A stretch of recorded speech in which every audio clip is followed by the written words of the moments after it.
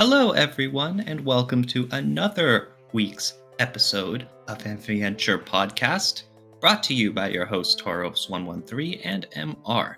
This week, we will be discussing some of our VN surprises, whether it was material in a VN we weren't expecting to see, or certain plot twists that took us by surprise, or if we had preconceived notions of how good a title was going to be and pleasantly, or maybe discouragingly, brought to see the light. So we are both going to talk about some of the titles we've read, starting with MR. MR, what's the first one you want to talk about with us? I specifically chose BlazBlue because I believe this to be on the very early of my VN reading career, let's say, but also very funny as a non-veteran coming for the title. And a brief notion as a reminder what was going on. So back there, I was very new to anime. I was very ignorant about what is a VN, what makes a VN. I barely knew them. So in a way, if you do consider BlazBlue a VN, maybe this could even be. I just remember, was it this BlazBlue or Nekopara, a VN I played first? Not sure now. But ultimately, at that time, I was starting to know fighting games specifically. And the title I really liked was Guilty Gear. It's from the same studio of people that made BlazBlue, but it was the more, let's say, more westernized and more metal of the two. And suddenly it stopped. I heard they lost IP rights to the title, but suddenly, in its absence, BlazBlue came. And it, from my eyes, it looked so animified. And I hated that. They ruined my favorite series, The Guilty Gear, and gave us some BlazBlue, some weird title. I went to this title with my preconceived notion, absolute hatred. I was like, this will be such a bad title I won't like at all. Screw it. I'll hate players. And I tried it. And it was somewhat in the vein. I remember that in that time I watched Steins Gate. So I was very hyped on time shenanigans stories. And it got me. I loved BlazBlue because it was so convoluted. Time paradoxes, loops story delivered in what was very new to me at that time, a VN narrative, especially the one that has, it was 12 characters in the first game, so it was 12 dedicated, I wouldn't even say routes, but it's entire stories. Every character had their own story dedicated to them, from their perspective, all told in a VN manner, with gameplay thrown in between some important events, but mostly VN. Mm-hmm. And it was such a shocker to me. It's funny that you mentioned that because BlazBlue is a fighting game series, and I'm sure there is some debate over how much of a visual novel it really is. And so when you say that there's these 12 characters and they all have story modes, it's a little blurred how much of that is a story and how much of that is an arcade mode, which is just a glorified one-on-one, you controlling one character through the rest of the cast, basically. But you mentioned, and from what I can see from these screenshots, a more anime-ified approach to the storytelling? That game also had an arcade mode, in addition to a dedicated story mode. I see. Very good, very good. And that dedicated story mode started with you pick out of those, let's say, 3 main characters, and through their interaction with others, you gain access to their perspective. So you can start from their perspective, and then you branch out, and you get more and more stories available to try from their perspective until when you meet certain criteria, you get access to the true end and the conclusion for that title. And that's how first BlazBlue started.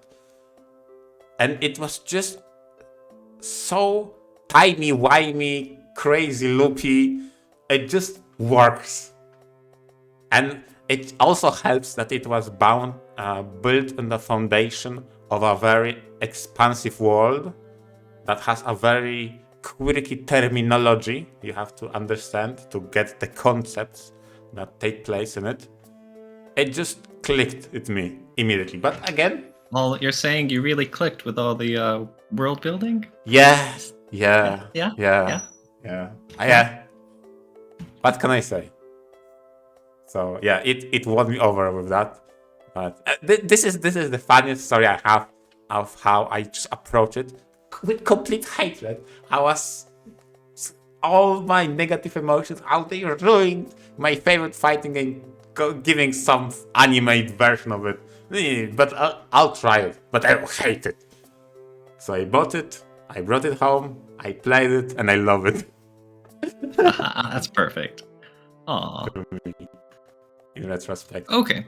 So yeah, you mentioned you first initially wanted to hate it, but it was the story mode that won you over? Yeah. Were there any other parts to it, or was that the biggest one? The biggest, by far. I was pretty garbage at fighting games.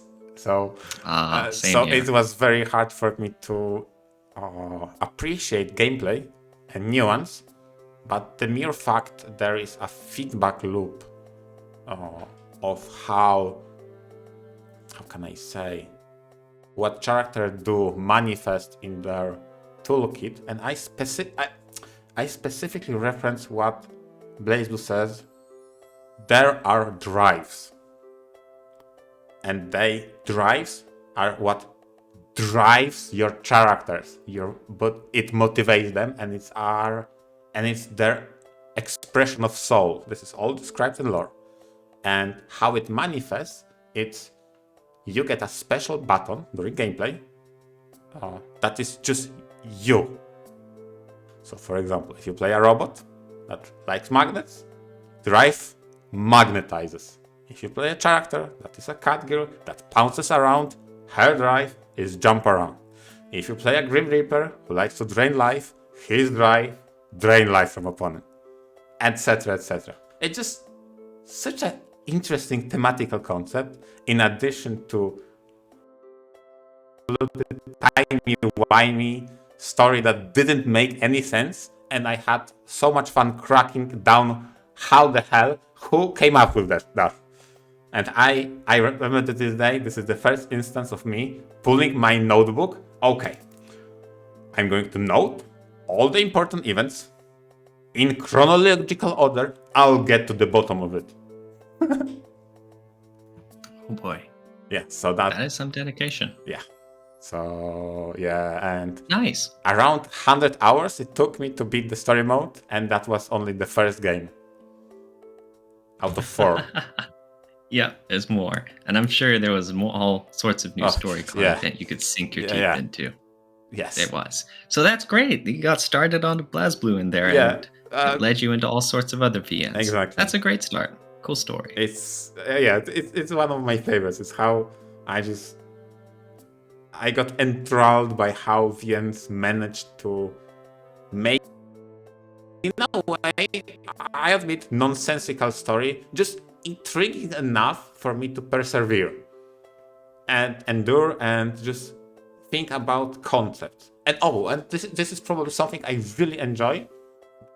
It is similar technique to how certain media bit anime VNs like to have a name for their title.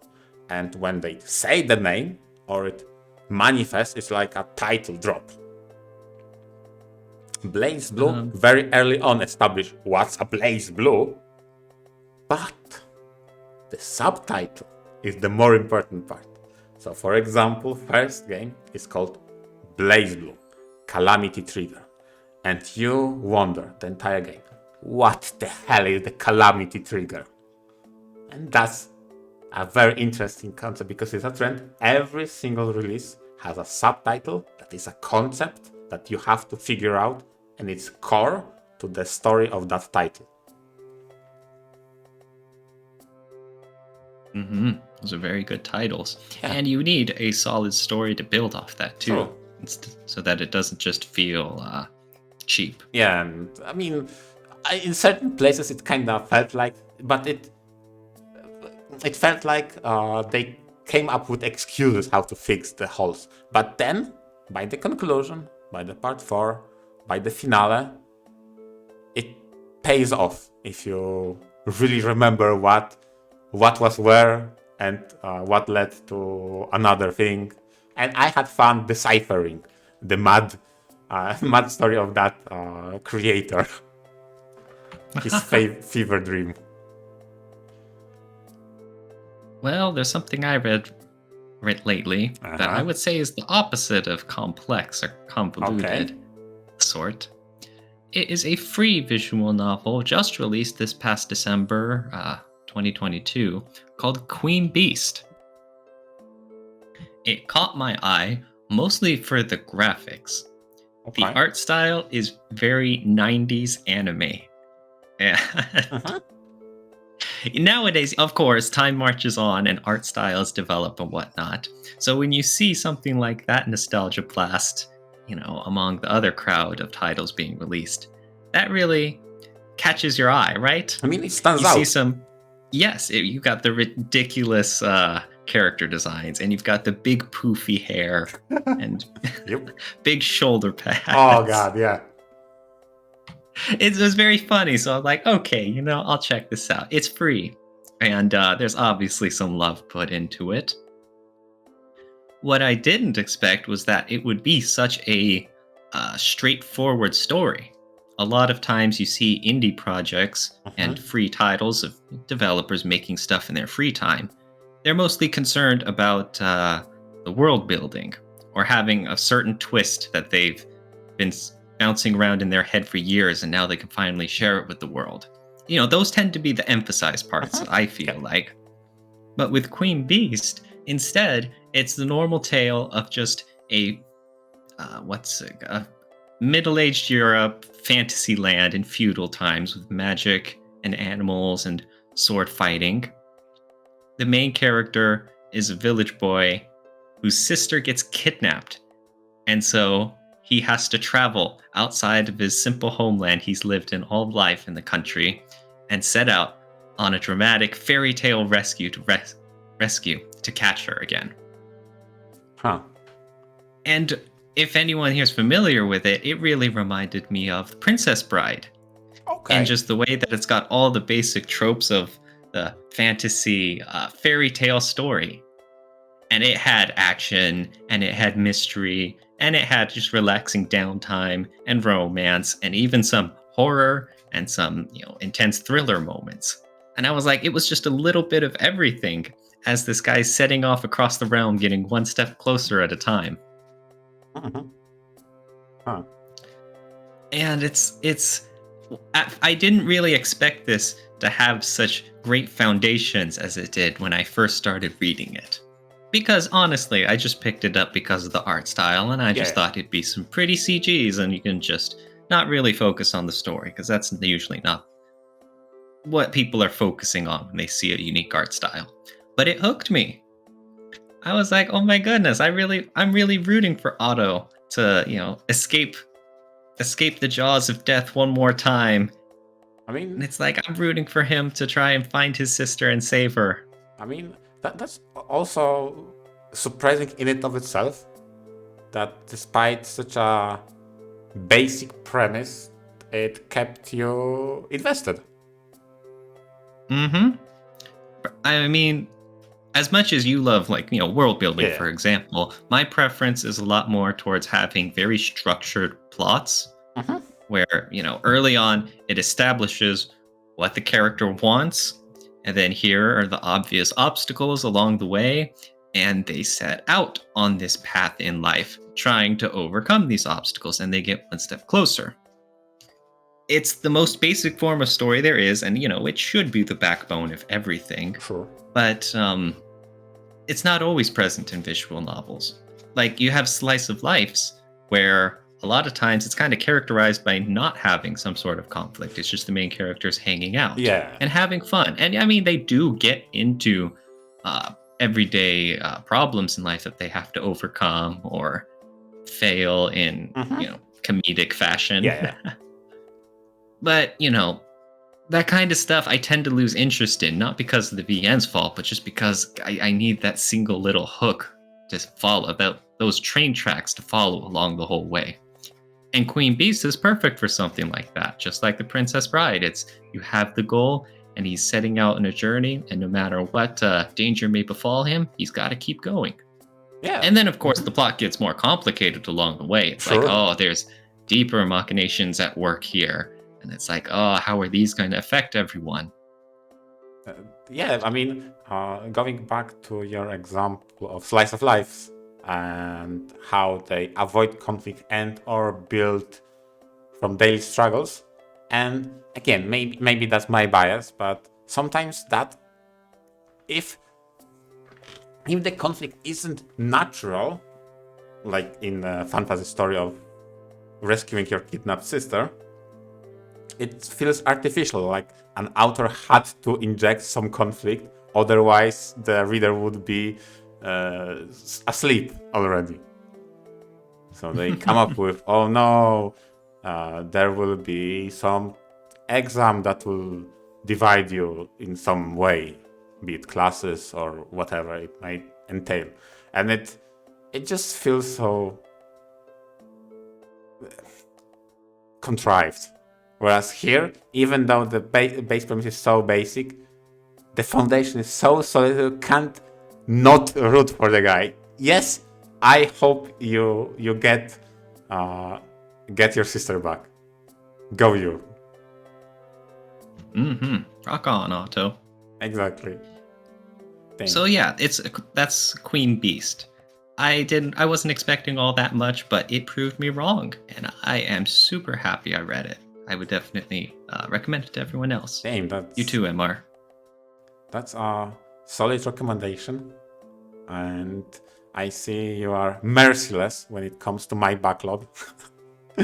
You keep adding on. And yes, I understand. You even can use an argument. It's free. I get it.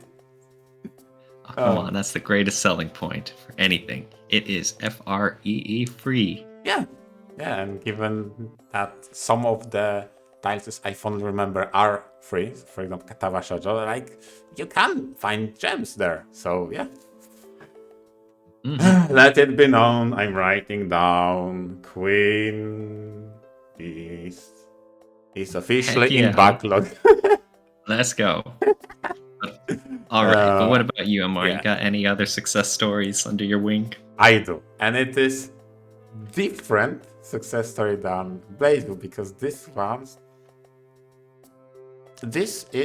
comes from Nitro Plus, one of my currently favorite developers or publishers of titles, because I tend to resonate with what they release. And this was a classic, and not Sayonota, it was Demon Bane. Oh boy, this was my very first mecha VM that I read. And going on our recommendations, I just cautiously approached it. What little I did read, because I tend to avoid any information whatsoever, not to spoil myself, it was all over the place. So imagine my surprise. I boot up the game, and exactly like those few first screenshots that roll in the background, you see church that is in such a weird CG, such a stock footage background. I'm like, what is going on? Is this some low effort meme that I'm supposed to joke about? Yeah, some of these background CGs look like very basic 3D modeling. Yes, but over the course of time of me playing it, it contributes to the atmosphere. The atmosphere they're building and going for is noir. The entire city is very bleak and dark, and you assume the role of detective that needs to get to the bottom of it. Here being story about around Cthulhu mythos of Arkham. And it's such a weird blend seeing that mythos combined with mechas. It's such a weird thing to see, but it is so bombastic, especially early chapter, remind me of a serialized Power Rangers even to some degree, because it has a villain of the week, protagonist takes part in an expedition against that villain, they defeat it, hurrah, the day is saved, on to the next week. And in the meantime, in the background, protagonist is collecting missing pages for the Necronomicon, something like that. So it's all over the place, but it's such an adventure and such a upbeat story. It has some serious moments, obviously, because they have an overarching plot. There are some rituals going on, there is some world-ending calamity approaching, etc., etc. But in between all of those, it has such a vibrant humor.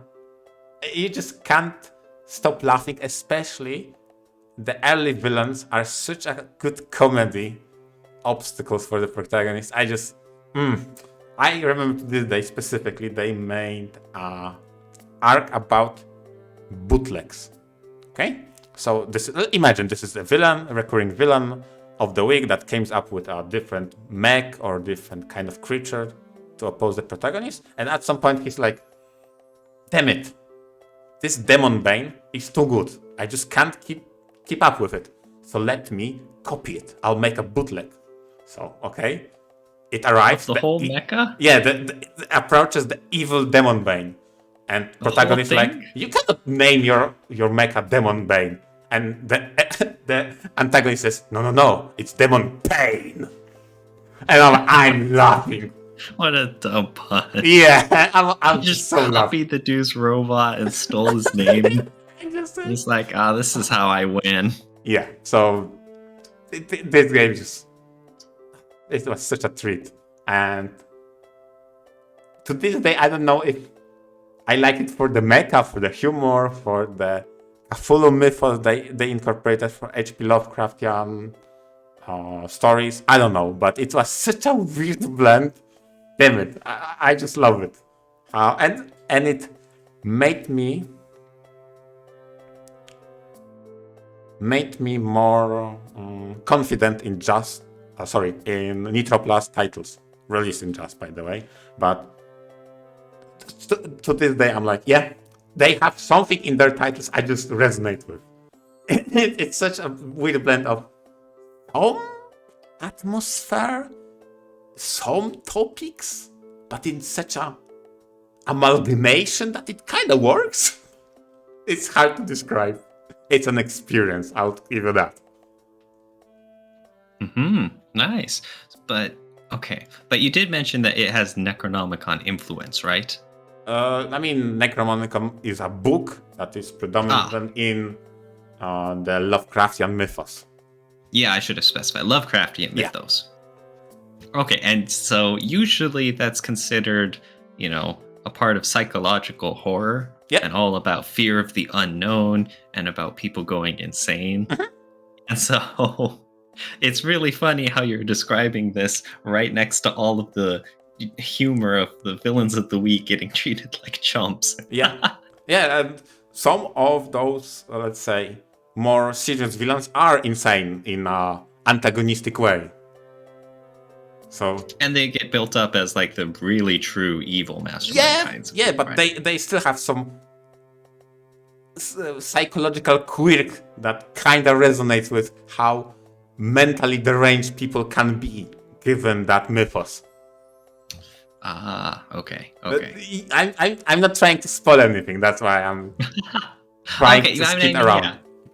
Because I am a big fan of the Lovecraft mythos and all of that, and so I'm very I don't know if the right word is intrigued or curious of just what the heck is going on in this Demon Bane VN. Yeah, I'll be honest, I had a lot of, how can I say, I had a lot of moments such as, I understand this reference because I know what is a Pnakotus manuscript, for example, or what is Byaki is a type of monster from that mythos. Mm-hmm. And I understand those concepts. Kraken was a mech, but it had many tentacles that could pull. It was interesting concept how they incorporated some as mechs, some as artifacts of sorts, some as books. It was all over the place. Mm-hmm. Mm-hmm. But ultimately, I enjoyed it. It was humorous with some creepy, weird psychological things, but mostly comedic. That's good. That sounds like a well-rounded title. Yep. Now, this is my time to make a little revenge and say this is my recommendation to you. Interesting. Interesting. I will take that a note. And the fact that you've praised it so much in these ways, it sounds good. I don't see anything I would dislike about it. This sounds very intriguing. I think I will add it to my list. Backlog long is never it? ends. How long? I think it was about 50 hours, maybe 40, 50. Classics. Okay. It has 3 big routes. It's not a split at the end, it's pretty early split that has 3 somewhat. It doesn't follow a common route that has a split into 3, but rather very early on you kinda get locked into routes and they have a lot of dedicated stories to them. That's why it's pretty lengthy. I see. Okay, thanks. Not a problem. Now, I do have one last title to talk about that also kind of went in the way of subverting expectations. Not quite as happy, though. Ooh. And that is Cartagra. Cartagra was a visual novel released in Japan in about 2005. And it tells the story of a detective who is a bit down on his luck, not doing too well, taking up a case for missing persons at a nearby all-girls school. And as he investigates, he starts getting a little too close to his past that he would not rather remember. And so that's an added complication to the ticking clock as more and more students end up missing and murdered. So obviously, from this description, you're thinking like, oh, this is serious. This is going to be a very sad, heart-wrenching tale. And there's going to be a lot of frustration and a lot of mystery plot twists as well as they try hunting down the mastermind and all his devious plans, right? Yeah. And I would say about half of the VN, pretty much fits that mold. Mm-hmm. But the other half of it is about this main character being a horn dog and lusting after a whole bunch of chicks. And like, it doesn't really tie in all that well. It kind of does, but honestly, it's like, you mentioned Demon Bane has a bunch of silly characters, and there's a lot of comedy involved, right? And yet it works out between this very serious Lovecraftian mythos stuff, and then the picking on the villain of the week as he screws up. Yep, exactly. I don't think that really worked in Cartagra, because on the half of it you have these very brutal murders that get shown in all its goriness on screen. And then every so often you've got this dumbass main character chasing tail and getting into goofy nuke situations. Wow. Okay. That is such a tonal shift. I know, right? I was not expecting it either, and I didn't really know that before I went in. So I'm like, this is really killing the mood, and I wish I could skip these scenes. Because as far as the main storyline goes, it's like I described, it's very somber. It's very depressing on the main character and all the various other side characters as well, seeing the impact that these deaths have on them. And not only that, of course, because there's, all this danger, you can't, you know, you can't trust that any of these side characters are going to stay alive or well themselves. So you're always on guard. It's like, oh man, what harm could befall these characters that I'm coming to care about? Yeah. And so I think Cartogra also really nails the mood of things being hopeless. A lot of times, the main character, he's trying to investigate, but he doesn't really have many leads. And sometimes he gets a hold of something and, he can follow it through and find out more information. Other times you follow it through and it's just a dead end and nothing really happens out of it. I see. So it's like an atmosphere of kind of struggling to progress in that investigation and being stuck helplessly. Oh, absolutely. Especially because in Cartogra, there are several times the point of view changes between the main character detective and the killer. And so you see firsthand how the killer is sadistically torturing some of his victims and whatnot. And so it's like, again, it all ties into the mood so well. And I'm just sitting here like, if this whole VN kind of fit that mood, that'd be great. But instead, I'm going through some really cringy, not very sexy stuff that's trying to be sexy. And I'm like, oh my God, please move on. This was the first, this was the first title in the Kara no Shoujo series. And apparently, KNS 1 and 2 also kind of suffer from this problem. I don't know to what extent. I'm assuming it's less because the main character changed to a different, far more capable detective. I see. So, goodbye, Shugo. Wow. So your apparent disappointment is how that title, in a way, struggled with identity. Whether or not it was super serious and atmospheric murder mystery or just horn dog Nukiga. Yes, that's overwhelmingly my biggest problem with it. It was very much a surprise, in the bad way, unfortunately. I still enjoyed it because, that's still the focus, and it still tells a great story, and it has all of the great atmosphere to it. I'm not going to come out here and say that, it was terrible because of this loss of identity, just kind of screwed it all up. No, it was still great, and I still very much enjoyed some of the characters as well. Yeah, I can imagine.